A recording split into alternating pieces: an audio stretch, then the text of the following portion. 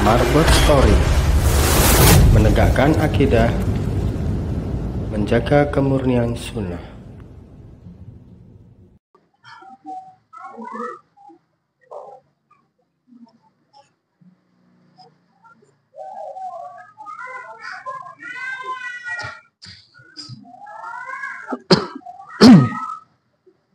Assalamualaikum warahmatullahi wabarakatuh. Innal hamdalillah nahmaduhu wa nasta'inuhu wa nastaghfiruh wa na'udzu billahi min shururi anfusina wa min sayyiati a'malina. May yahdihillahu fala mudilla lahu wa may yudlil fala hadiya lahu. Asyhadu an la ilaha illallah wahdahu la syarika lahu wa asyhadu anna Muhammadan abduhu wa rasuluhu la nabiyya ba'dah. Allahumma sholli wa sallim wa barik ala nabiyyika wa rasulika wa ala alihi wa ashabihi kadukubika ka ilaihi ja'adadi man sholli wa sallim wa barik ala iman abada. Qala Allah ta'ala fil Qur'an karim a'udzu billahi minasyaitonir rajim. Bismillahirrahmanirrahim.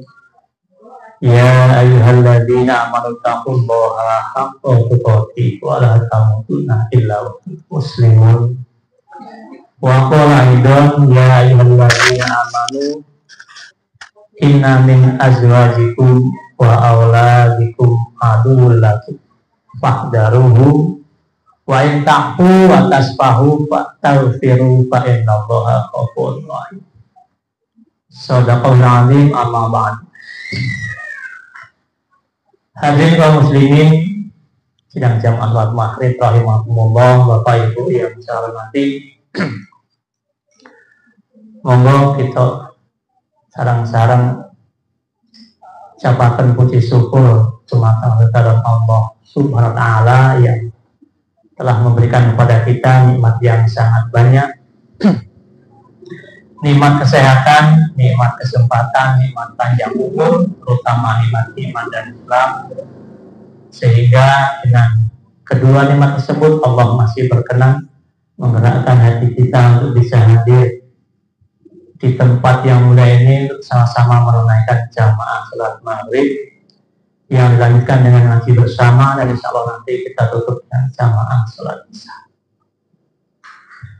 Sholawat salam kita sahujud dumateng junjungan Nabi Agung Muhammad Sallallahu Alaihi Wasallam, keluarga, para sahabat, dan orang yang senantiasa mengikuti sunnah-sunnah beliau sampai akhir zaman.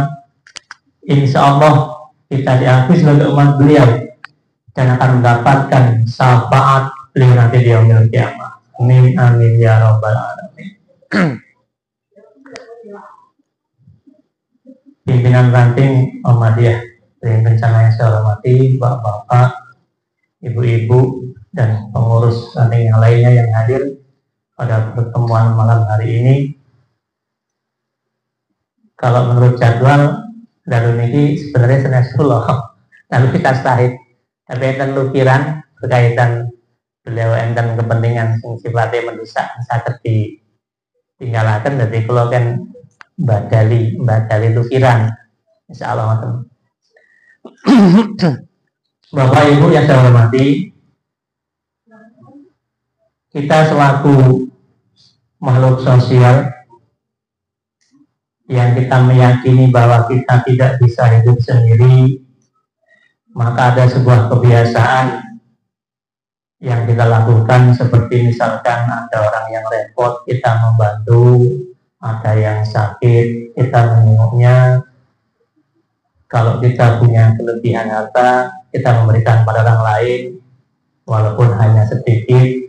Atau misalkan enten tiang sing butuh nyambut utangan, kita dadah diutangi.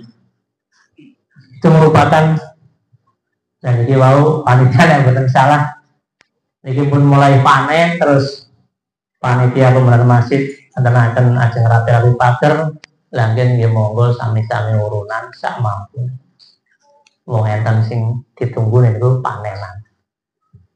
Ya muga-muga saking bondo sing dititipaken teng masjid niku dados amal jariah kula panjenengan sami. Amin Allahumma amin. Bapak Ibu yang saya hormati, perilaku sosial ini itu sama. Kita orang Islam pun seperti itu. Juga orang-orang yang beragama lain atau tetangga kita yang tidak seakidah dengan kita, itu pun berlaku seperti itu. Misalkan seorang pencuri itu kalau temannya yang ada yang sakit, dia pun akan menengok temannya dan memberikan bantuan kepada temannya. Iya kan? Ya, mendang mari, mendang pun nyolong barang meneng. Ya, seperti itu. Lalu bedanya apa dengan kita? Kok berdoa? Tidak. Kelihatan saya seperti sama, tapi hakikatnya tidak sama. Kalau kita meyakini bahwa kita percaya kepada Allah dan hari akhir. Apa perbedaannya? Ya, ini kita meyakini berbuat baik pada orang lain, membantu kesulitan orang lain ketika membutuhkan bantuan dan kita bisa. Itu merupakan perintah dari Allah Subhanahu wa Ta'ala. Pramila menika nek kita tetulung, nek kita ngutangi, nek kita nilai yang sakit niku enten nilainya di sisi Allah Subhanahu wa Ta'ala harus disertakan dengan bahwa ini yang saya lakukan adalah termasuk perintah dari Allah Subhanahu wa Ta'ala. Artinya menyertakan Allah dalam semua perbuatan kita. Karena tadi yang saya sebutkan, podo-podo maling, nek maling ini tanggane, maling ini mau meriang, ya dipilih ya podo-podo pada maling. Wong esuk disayani maling meneng nek semaru lho, maksudnya kayak waduh, dia profesional gitu jalan. Eman-eman temen ora ditilik-tilik lah, diobatno. Ora mari mlaku bareng meneh. Iya. Destiny sahabat karib, ya seperti itu. Maka jangan sampai ketika kita berbuat baik itu tidak berbeda di sisi Allah karena kita melupakan Allah Subhanahu wa Ta'ala. Atau bahasanya hanya sebagai perilaku sosial saja. Maksudnya seperti apa? Maksudnya demikian. Nek wong kuwi gawe apik karo aku, ya aku apik karo wong kuwi. Nek wong kuwi gawe elek karo aku ya gawe elek karo wong kuwi. Kan padha wae. Seharusnya tidak seperti itu kalau kita meyakini bahwa perbuatan baik kepada siapapun merupakan contoh perilaku yang dicontohkan oleh baginda Rasulullah Muhammad SAW. Beliau adalah manusia yang dicintai Allah atau kekasih Allah. Maka kalau kita mengikuti itu, maka kita termasuk orang-orang yang mengikuti orang yang dicintai oleh Allah Subhanahu wa Ta'ala. Orang usah kudu podo-podo. Walaupun umumnya termasuk kula ya sing podo-podo. Gelem nyilih nek kuwi gelem disilih gantian. Tetapi yang terbaik adalah kita memberikan kepada orang yang tidak pernah memberi kepada kita walaupun ini berat. Kita misalkan orang itu berbuat jahat kepada kita harus membalasnya dengan sebuah kebaikan. Ini tidak gampang, tapi inilah perilaku yang diperintahkan oleh Rasulullah Muhammad SAW. Contohnya seperti pohon yang berbuah. Pohon yang berbuah misalkan mangga. Mangga itu nek diserampang menten ala diserampang wae, diserampang. Ngger keneng diserampang kan loro. Tapi nek keneng dhewe sing dinehno kuwi buahe. Godhonge rontok ora apa-apa, sakit kan godhonge rontok, guru ora iso ngomong wae. Tapi kan sing diincer nang sampean nang kula jenengan sami buahe. Begitu dapat buahnya kita bawa pulang. Artinya apa? Dia merasa kesakitan akibat yang kita lakukan, tetapi dia tetap memberikan sebuah kebaikan kepada orang yang berbuat kejahatan kepada dirinya. Sama seperti tanah.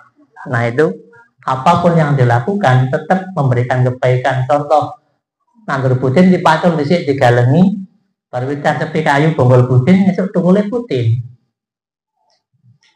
Itulah sebuah alat yang dicontohkan oleh alam ini kepada kita. Berbeda dengan kita. nek jadi balang karo kerikil, bademe karo tukilan foto. Itulah saya. Kira-kira nek jenengan paling mboten beda. Ya. Hadirin kalau rahimahumullah Bapak sekalian, inilah sebuah kehidupan yang harus kita jalani. Kalau kita senantiasa berbuat baik kepada siapapun, insya Allah nantinya kebaikan itu pun akan berbalik atau kembali kepada diri kita sendiri. Dalam Al-Quran itu dinyatakan, A'udzubillahi minasyaitonirrajim, in asantum li anfusikum wa in asantum falaha. Jika kamu berbuat baik, maka kebaikan itu adalah untuk dirimu sendiri, dan jika kamu berbuat jahat, maka kejahatan itu akan berbalik pada dirimu sendiri. Quran surat Al-Isra ayat yang ke-7. Artinya ini jelas. Apapun yang kita lakukan, hakikat adalah untuk diri kita sendiri. Baik itu yang baik maupun yang buruk. Maka ada orang yang pintar itu mengatakan, nek api nggo dhewe, elek yang nggo dhewe, ngopo dhewe ora berbuat apik wae. Kita berbuat jahat, kejelekan itu pun akan kembali pada kita sendiri. Kita berbuat baik pun itu akan kembali pada kita sendiri. Mengapa kita tidak berbuat baik saja? Jawabannya adalah kadang-kadang kelalen. Kadang-kadang kelalen utawa buru nafsune dijengkel ke teman-teman, sehingga apapun yang dilakukan orang itu dianggap semuanya jelek. Kalau kata guru saya itu ada dua hal sing podo-podo angeli. Pertama, wong seneng. Orang senang ini diomongi angel. Kedua itu orang sengit. Wong sengit iki ya diomongi angel. Wong seneng diomongi aja kaya ngono, kuwi enggak bener, engko bahaya nang kowe. Orang ngandel. Semono uga wong sengit. Sengit kae iki enggak kaya ngono terus ya ndelapi. Ora. Karena kok wong sengit. Sengit karo seneng kuwi padha angel diomongi. Maka Rasulullah mengingatkan agar kita dalam hal ini tidak boleh berlebih-lebihan. Kalau dalam surat Al-Maidah itu sebutkan, belum tentu orang-orang yang kau jelek-jelekan itu engkau lebih baik daripada orang yang kau jelek-jelekan. Karena tidak menutup kemungkinan bahwa semua kita itu pasti mempunyai sebuah kesalahan. Janganlah kita melihat orang itu dari sebuah salahnya, tapi lihatlah dari kebaikannya, sehingga engkau akan muncul kebaikan-kebaikan yang lain. Tetapi jika kita melihat orang itu dari sisi kejelekannya, sekecil apapun nanti engkau akan dapat melihatnya. Orang andel bukti anak dewi. Cudi ini lah rumine keton kabeh, ya. Itulah manusia. Maka terus sekalian, fitnah itu, ujian di dalam bermasyarakat itu ada 5. Yang pertama dari istri ya suami juga bisa. Nek wong wedok ya saka sing lanang, nek sing lanang kok sing wedok maksude. Oh, wong lanang berarti orang ujian. Ya. Istri, anak, orang tua, harta, dan tetangga.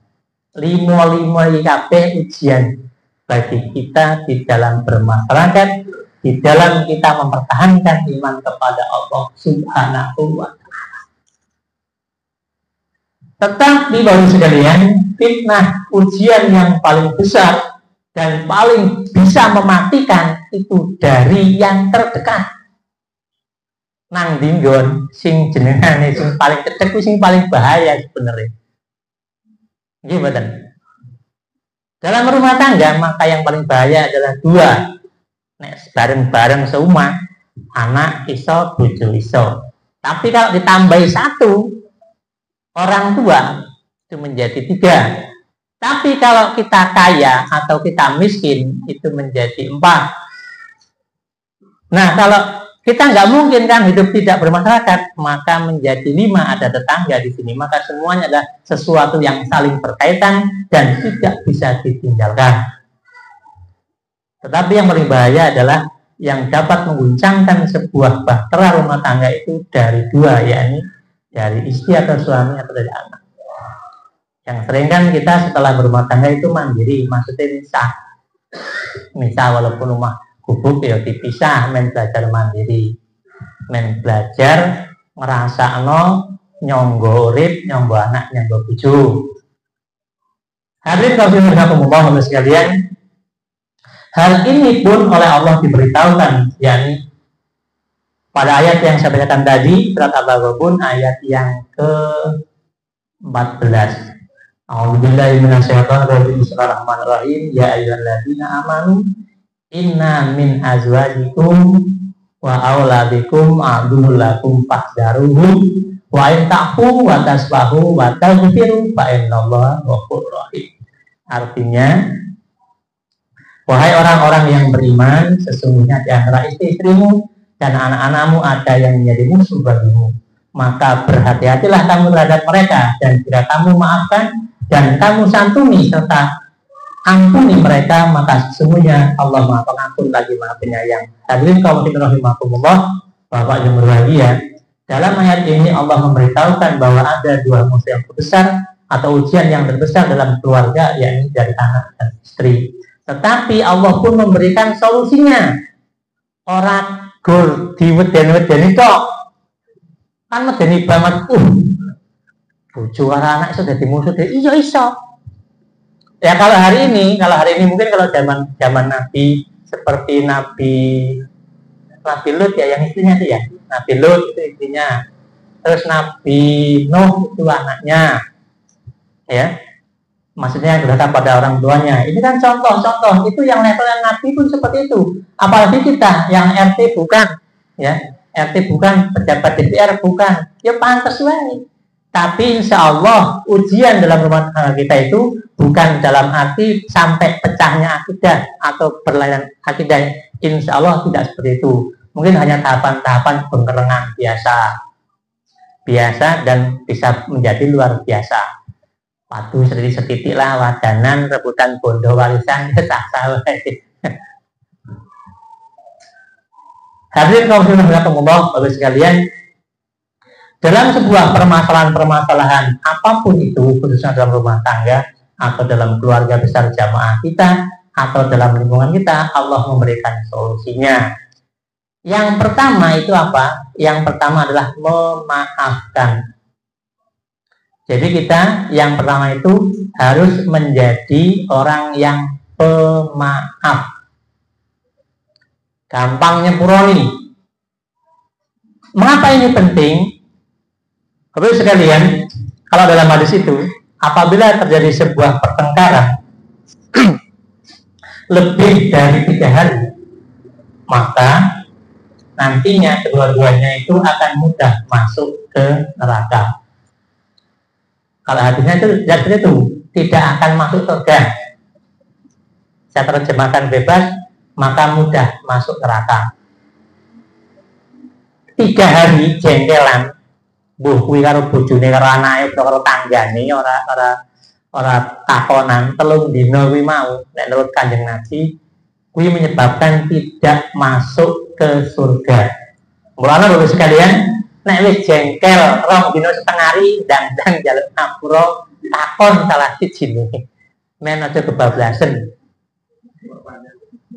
Yang paling baik adalah kita memaafkan, minta maaf. Tapi ingat dulu sekalian, minta maaf itu tidak semudah teorinya. Karena apa? Secara umum kadang-kadang kita ada egoisme. Ngomongnya kayak gini, aku kok masa aku wong bojone njaluk ngapura karo bojoku. Masa aku wong tua njaluk karo apa sing nom. Tidak seperti itu. Kita ingat bahwa melakukan sebuah kebaikan, amar ma'ruf itu adalah perintah Allah Subhanahu wa taala. Termasuk di sini salah satunya adalah memaafkan. Yo nek ora gelem njaluk ngapura, tapi nek kita niku ngerasa sing gedhe pangapurane ya di ngapurane walaupun tidak minta maaf. Karena apa? Salah satu hal yang dicontohkan oleh Rasulullah yang disampaikan kepada Sayyidina Aisyah sebelum tidur itu, jika ingin mendapatkan surganya Allah, maka salah satu amalnya adalah memaafkan kesalahan orang lain sebelum kamu tidur. Jadi ini Kanjeng Nabi yang Sayyidina Aisyah itu nek pengen gampang mlebu surga, salah sijine sakurunge turu jenengan ngapuroni sinten mawon sing nate gawe jengkel kalih jenengan. Ini kan amalan. Nari nate kula sampaikan saderenge film niku seolah-olah seperti hatam satu Al-Quran adalah dengan membaca surat Al-Ikhlas 3 kali, maka untuk memudahkan kita masuk surga, salah satunya adalah memaafkan kesalahan orang-orang yang telah atau pernah berbuat salah pada kita sebelum tidur. Aja malah karo ndeleng nusuk kelingan kapanane. Kapanane kowe ketemu ya. Kan kadang-kadang ngoten nggih. Tapi ingat Bapak sekalian, nek cara bulu kula niku jengkel kuwi kesel. Jengkel niku kesel lho. Ngungkuli tiang macul. Nek tiang macul niku sayang atau kesel, wangsul kan ngelih niku bar madang mesti ngantuk turu. Tapi nek kula jenengan niku jengkel, madang kuwi yo angel. Arep madang kuwi angel. Arep turu yo angel, kelingan omongane utawa kelingane perbuatane sing mau dulure dhewe sing jengkel. Kuwi madang yo angel, bisa ngomong yo angel, turu apa meneh. Mantel, mulane nyiksa sebenarnya.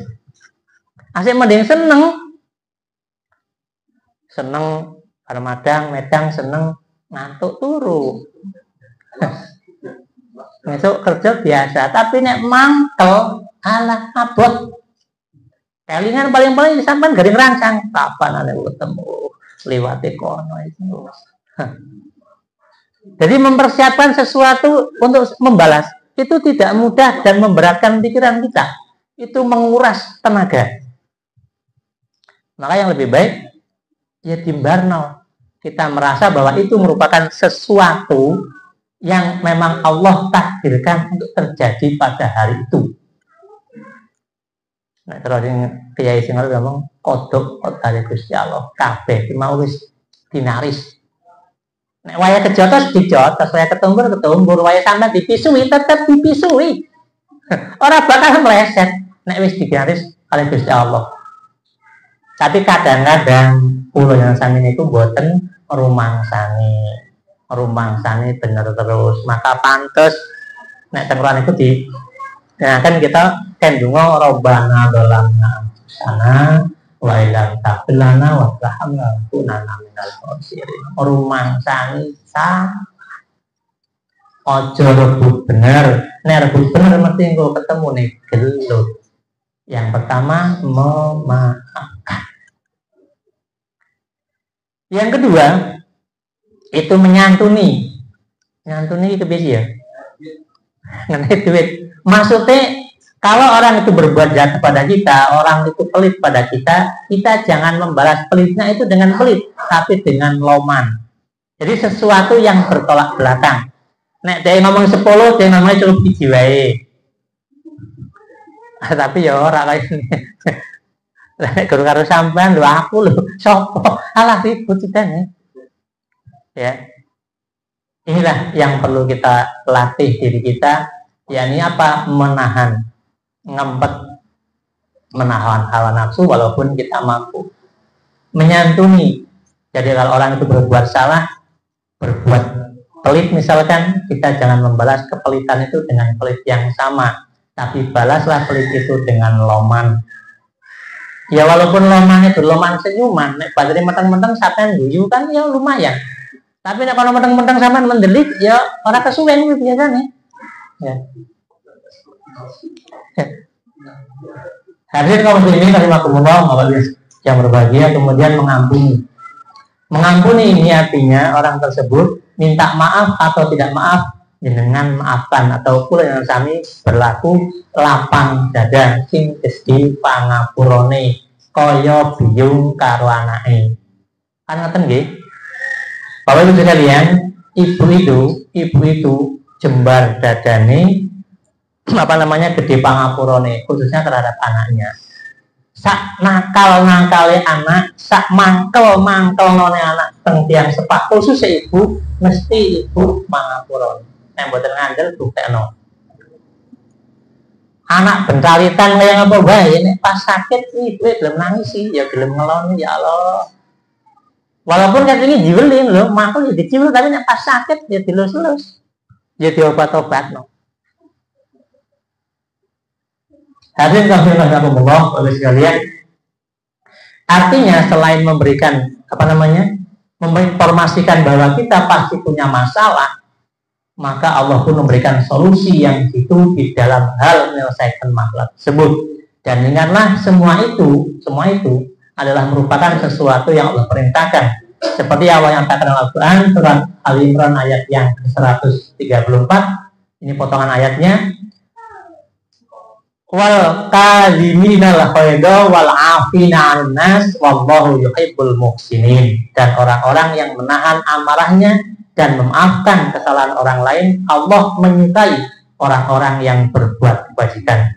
Hadirin kaum muslimin rahimakumullah sekalian, memaafkan kesalahan dan menahan amarah itu merupakan sesuatu kebajikan yang hal ini merupakan sesuatu yang diutamakan atau perintah Allah dalam Al-Quran yang dalam ayat yang lain disebutkan dalam surat Asy-Syu'ara ayat yang ke-43. Allah menyatakan walaman sobaro wa khofaro inna zalika lamin ajmil umur. Namun orang yang bersabar dan memaafkan, sesungguhnya perbuatan-perbuatan yang demikian itu termasuk hal-hal yang diutamakan. Artinya Bapak sekalian, hal ini hendaknya sedikit demi sedikit kita latih dalam diri kita dalam rangka apa? Pembuktian iman kita kepada Allah Subhanahu wa taala. Nek cara yang sebelah niku sanjane ngeten. Mosok sing tuwa nang masjid karo orang nang masjid padha wae. Ya mending aku sing ora nang masjid. Dan ngantos niki kejadian nih, lak bodol dhewe. Ini yang sering terjadi apa? Ini pangapunten yang sering terjadi itu dalam hal perbatasan. Kalimat ini biasanya muncul dalam hal perbatasan. Apa itu? Baik itu perbatasan pekarangan di rumah, ataupun dalam hal perbatasan di sawah, galengan. Nyorok galeng ini nggak angkel loh Bapak Ibu sekalian. Paling sepacul. Orang akeh. Nyorok itu nggak akeh. Tapi ini bisa menimbulkan sebuah kalimat nantinya, wong tuang sholat ke masjid kok koyo ngono, mending aku. Nah, itu bisa. Nyorok paculan itu nggak akeh, nggak semeter, nggak sepacul, geser. Ngejeng itu belum masalah. Asik mending jalur 2 meter, berat, benar 2 meter didol payu lah terus sepacul lho, pacul-paculan tenang.